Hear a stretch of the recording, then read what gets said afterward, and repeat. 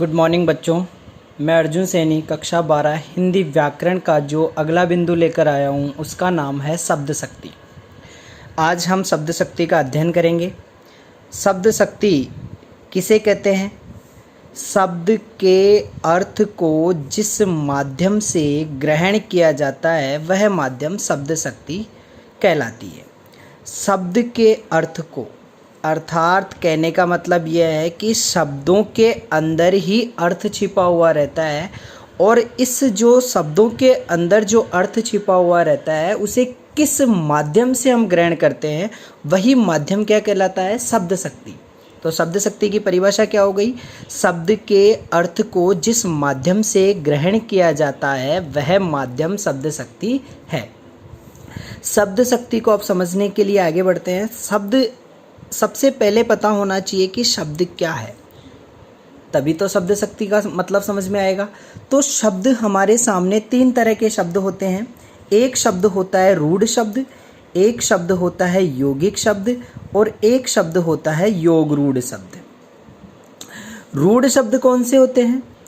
रूढ़ शब्द वह होते हैं जिनके टुकड़े नहीं किए जा सकते। यौगिक शब्द क्या होते हैं? जो शब्द दो या दो से अधिक शब्दों से मिलकर बने होते हैं उन्हें यौगिक शब्द कहते हैं। योग रूढ़ शब्द उनको कहते हैं जो शब्द दो या दो से अधिक शब्दों से तो मिलकर बने होते हैं परंतु उनका अर्थ तीसरा अर्थ निकलता है। जैसे हम देखते हैं उदाहरण के माध्यम से, जिनके टुकड़े नहीं किए जा सकते वह शब्द हो गए रूढ़ शब्द। अर्थात ये बेल शब्द है। बेल शब्द के आप किसी भी परिस्थिति में टुकड़े नहीं कर सकते, अर्थात बेल शब्द है तो बेल का अर्थ बेल ही रहेगा। अब यौगिक शब्द है, दो या दो से अधिक शब्दों के योग से बनता है। जैसे बेल प्लस गाड़ी, अर्थात इसका मतलब क्या हो जाएगा? बेलगाड़ी, अर्थात इसका दूसरा ही अर्थ है, आप तीसरा अर्थ नहीं निकाल सकते। बेलगाड़ी अर्थात बेल के द्वारा चलने वाली गाड़ी। तीसरा, योग रूढ़ शब्द दो या दो से अधिक शब्दों से तो मिलकर बने होते हैं परंतु उनका अर्थ तीसरा निकलता है। जैसे दो शब्द ले लिया अपन ने, एक शब्द ले लिया जल अर्थात पानी, एक शब्द ले लिया जय। जय का मतलब होता है जन्म लेने वाला, अर्थात जल में जन्म लेने वाले को क्या कहते हैं? जलज। ये तो हो गया दूसरा अर्थ यहाँ तक, पर इसका तीसरा ही अर्थ लेना है तो तीसरा अर्थ क्या हो जाएगा? कमल। अर्थात योग रूढ़ शब्दों का तीसरा अर्थ निकलता है, अर्थात व्यंग्यार्थ में इनका भाव प्रकट होता है। इन तीन शब्द जैसे रूढ़, यौगिक और योग रूढ़, इन तीनों शब्दों का ही दूसरा रूप है, जिसका रूढ़ का दूसरा रूप तो होता है वाचक शब्द। क्या कहते हैं? वाचक शब्द। यौगिक का दूसरा रूप होता है लक्षक शब्द। क्या बोलते हैं? लक्षक शब्द। तीसरा जो योग रूढ़ है, इनका तीसरा जो शब्द निकलता है या दूसरा इसका मीनिंग होता है उसे बोलते हैं व्यंजक शब्द। व्यंजक शब्द। अब इनको भी समझ लेते हैं। वाचक शब्द उसको कहते हैं जिसका सीधा साधा अर्थ हमें समझ में आ जाता है। लक्षक शब्द कौन से होते हैं? लक्षण के आधार पर अर्थात विशेषताओं के आधार पर उसका अर्थ समझ में आता है, उसे लक्षक शब्द कहते हैं। व्यंजक जो शब्द होते हैं उनको बोलते हैं अन्य अर्थ की कल्पना के आधार पर। अन्य अर्थ की कल्पना के आधार पर अगर अर्थ ग्रहण किया जाता है तो वह व्यंजक शब्द होता है। इन तीन शब्दों के माध्यम से वाचक, लक्षक और व्यंजक, इन तीनों शब्दों के माध्यम से ही तीन तरह की शब्द शक्ति होती है। अर्थात शब्द शक्ति के प्रकार कितने हो गए? तीन प्रकार हो गए। पहली शब्द शक्ति हो गई अभिधा शब्द शक्ति, दूसरी शब्द शक्ति हो गई लक्षणा शब्द शक्ति और तीसरी शब्द शक्ति हो गई व्यंजना शब्द शक्ति। ठीक है, अब आप देखें इनकी परिभाषाएं। आप एक चीज़ देखें कि अभिधा शब्द शक्ति ऐसे शुरू हो रही है, लक्षणा शब्द शक्ति ल से शुरू हो रही है और व्यंजना शब्द शक्ति वै से शुरू हो रही है। इनकी परिभाषाएं भी इन्हीं के आधार पर समझना है कि अभिधेयार्थक यहाँ शब्द लिखा हुआ होता है, इसका शुरुआती शब्द है। यहाँ लक्ष्यार्थ लिखा हुआ है, इसका शुरुआती शब्द ल है। यहाँ व्यंग्यार्थ लिखा हुआ है, इसका शुरुआती शब्द व्यंग्य है। तो ऐसे ल से ल और वै से वे। तो अब हम इसकी परिभाषाएं समझेंगे कि जिस शब्द शक्ति के माध्यम से अभिधेयार्थक अर्थ ग्रहण किया जाता है उसे अभिधा शब्द शक्ति कहते हैं। अभिधेयार्थक का दूसरा रूप होता है मुख्यार्थ या वाच्यार्थ। जिस शब्द शक्ति के माध्यम से अभिधेयार्थक, मुख्यार्थ या वाच्यार्थ ग्रहण किया जाता है उसे अभिधा शब्द शक्ति कहते हैं। दूसरी बात, जिस शब्द शक्ति के माध्यम से लक्ष्यार्थ या लक्षण प्रकट होता है उसे लक्षणा शब्द शक्ति कहते हैं। तीसरी बात, जिस शब्द शक्ति के माध्यम से व्यंग्यार्थ या अन्यार्थ या तीसरा अर्थ ग्रहण किया जाता है उसे व्यंजना शब्द शक्ति कहते हैं। इन परिभाषाओं को हम दूसरे तरीके से भी याद कर सकते हैं कि अभिधेयार्थक अर्थ ग्रहण करने वाली शब्द शक्ति अभिधा शब्द शक्ति कहते हैं, परंतु अभिधेयार्थक अर्थ ग्रहण करने में बाधा उत्पन्न होती है। अभिधेयार्थक, मुख्यार्थ या वाच्यार्थ अर्थ ग्रहण करने में बाधा उत्पन्न होती है और लक्ष्यार्थ ग्रहण किया जाता है, वहाँ लक्षणा शब्द शक्ति होती है। इसी तरह से हम व्यंजना शब्द शक्ति को समझेंगे।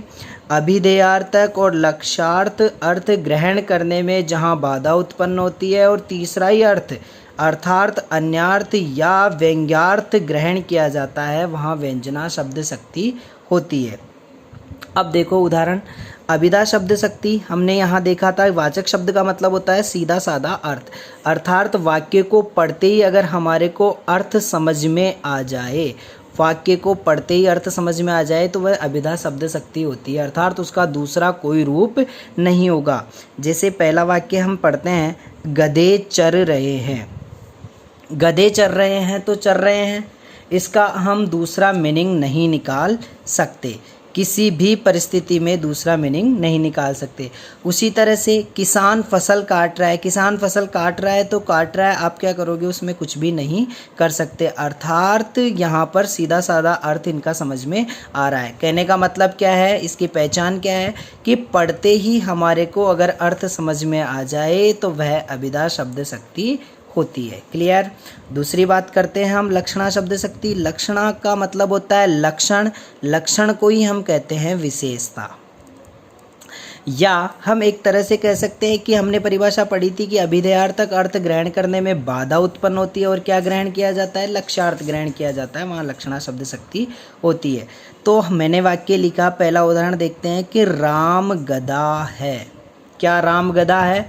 इसका लक्षण है कि वह गधा है। क्या है? लक्षण। लक्षण का मतलब होता है विशेषता। राम गधा नहीं हो सकता है, इसका आप दूसरा अर्थ निकाल सकते हो, राम गधा। गधे का मतलब होता है मूर्ख। क्या होता है? मूर्ख।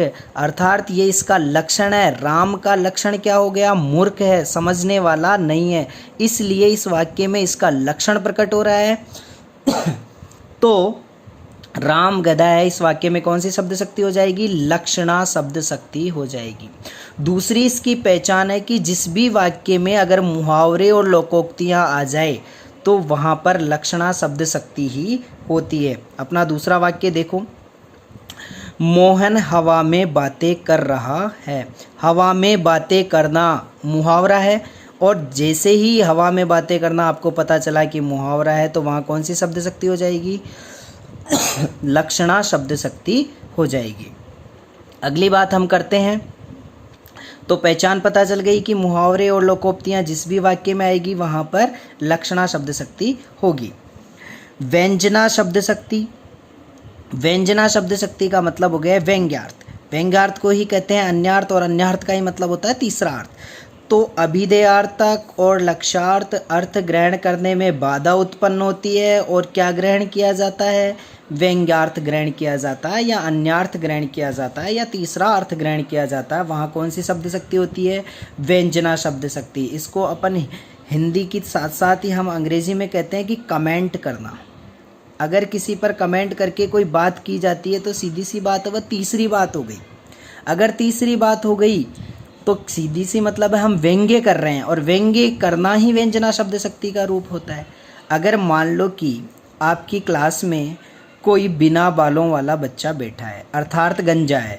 अगर वह गंजा है तो आप उसको कह दिए कि क्या बात है, तेरे तो बड़े सुंदर बाल हैं, तो आपको हंसी आएगी और उस पर व्यंग्य हो जाएगा।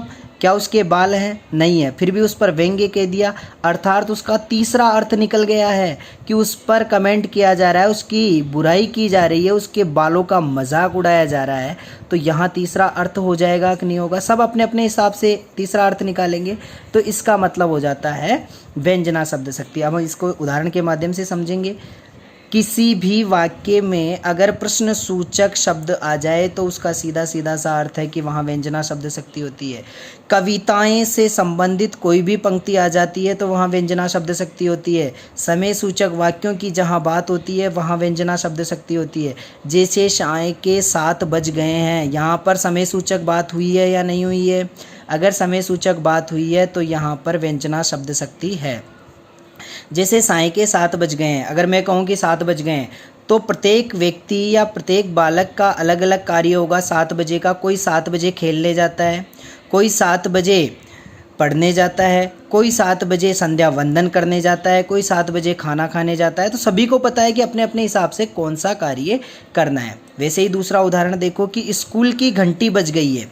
मान लो कि स्कूल की घंटी बज गई है तो कहने का मतलब बच्चों को पता चल गया है कि अब छुट्टी होने वाली है।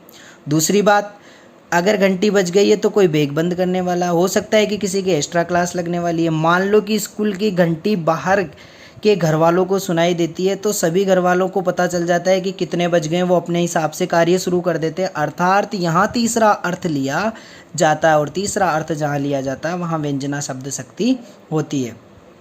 तो आपको पता चला कि पढ़ते ही अगर अर्थ समझ में आ जाए तो वह है अभिधा शब्द शक्ति। मुहावरे और लोकोक्तियाँ जहाँ आती है तो वहाँ पर होती है लक्षणा शब्द शक्ति, और जहाँ प्रश्न सूचक वाक्य शब्द चिन्ह और कविताओं की बात करी जाती है वहाँ पर होती है व्यंजना शब्द शक्ति। इस शब्द शक्ति को समझने के लिए आपको इस फॉर्मेट को अपनी कॉपी में करना है और उसके बाद आपको इसको ध्यानपूर्वक समझना है। इसके अलावा मेरे द्वारा दिए हुए नोट्सों को भी आपको कॉपी में करना है। धन्यवाद।